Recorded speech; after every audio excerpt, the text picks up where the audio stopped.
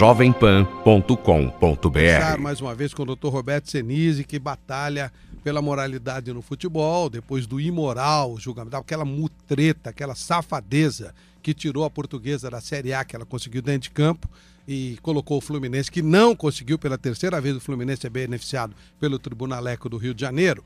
Ontem a Portuguesa entrou, o medroso do Ilídio Lico, mesmo como a liminar, botou o time em campo, mas a juíza daqui do bairro da Penha, em São Paulo, que mandou que a Portuguesa não jogasse, avisou que ele poderia ser até preso. E aí, com o registro oficial de justiça, o jogo foi paralisado aos 17 minutos do primeiro tempo. Doutor Senise, muito obrigado por nos atender nesse sábado de aleluia.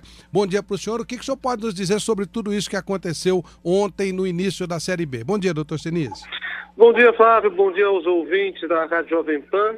É lamentável que esse tipo de situação ocorra, mas era previsto a partir do instante em que a CBF insistiu em acatar uma decisão ilegal do STJD. O que acontece é o seguinte: a Portuguesa ela poderia até não entrar em campo por conta dessa medida liminar, mas o presidente da Portuguesa achou mesmo assim melhor entrar em campo para salvaguardar algum direito do clube, caso o clube eventualmente perca no futuro alguma medida benéfica a ele. A juíza, sabendo desse fato, comunicou ao oficial que foi cumprir a ordem que, se a Portuguesa permanecesse em campo, ele não poderia escapar de uma ação de responsabilidade criminal. E, por conta disso, ele acabou tirando o time de campo. Ele simplesmente cumpriu uma ordem judicial. Agora, mais lamentável ainda é vermos a CBF, que já errou pelo menos 2 vezes em todo esse imbróglio, vir a público e soltar uma nota pública de repúdio à conduta da Portuguesa e da juíza. Em primeiro lugar, porque a CBF ela é parte no processo. Do ponto de vista ético, ela pode até discordar da decisão judicial, mas ela jamais pode desrespeitar o Poder Judiciário brasileiro, como ela vem fazendo, emitindo notas que atacam os seus integrantes. Ela já fez isso com o Ministério Público de São Paulo e agora está querendo fazer isso com o Poder Judiciário brasileiro. Isso é inaceitável. E não cabe também uma representação contra a CBF por conta disso, doutor Senise? Bem, a questão tem que ser analisada pelos advogados do clube, da Portuguesa, né? Da parte do Ministério Público, nós já tomamos as medidas cabíveis quanto àquela ação civil pública que não foi extinta, ao contrário do que equivocadamente foi veiculado na mídia. A ação civil pública continua em andamento e, inclusive, o Tribunal de Justiça de São Paulo proferiu uma decisão que, no entender do Ministério Público, seria ilegal porque o Ministério Público não foi sequer intimado da audiência. Agora, veja a diferença.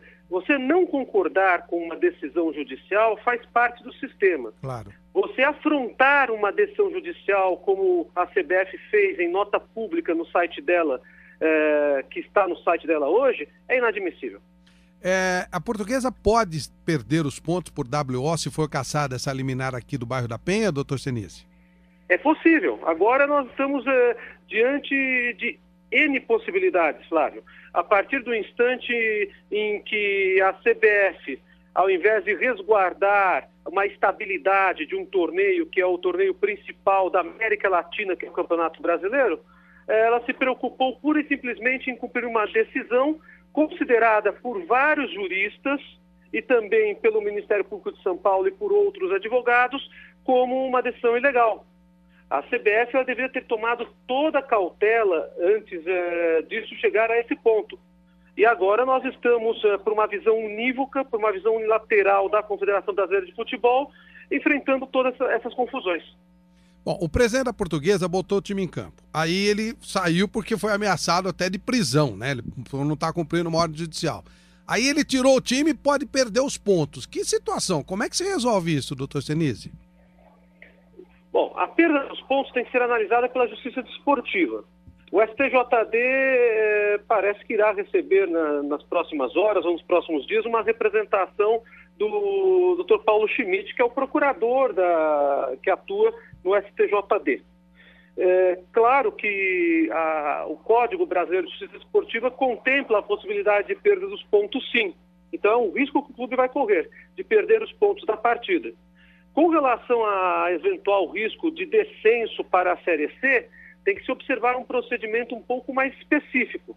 E, por enquanto, nós não estamos nesse procedimento mais específico de desclassificação da equipe da Série B para que ela seja rebaixada para a Série C. Mas nós temos que aguardar o que vai acontecer nos próximos dias, o que o STJD irá decidir, se eventualmente haverá alguma impugnação judicial à decisão do STJD por parte da Portuguesa. As possibilidades agora são amplas, são inúmeras as hipóteses. Tudo isso por quê? Porque teimou-se em uma linha de conduta que é uma linha de conduta extremamente polêmica e controversa. A juíza pode acionar a CBF ou o STJD, no caso da Portuguesa ter algum prejuízo, por cumprir uma ordem da própria juíza?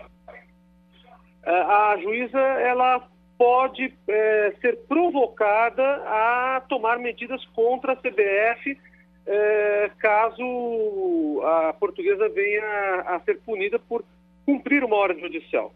Eu não estou aqui discutindo se o STJ, Superior Tribunal de Justiça, o que compõe o Poder Judiciário, não o que está ligado à CBF,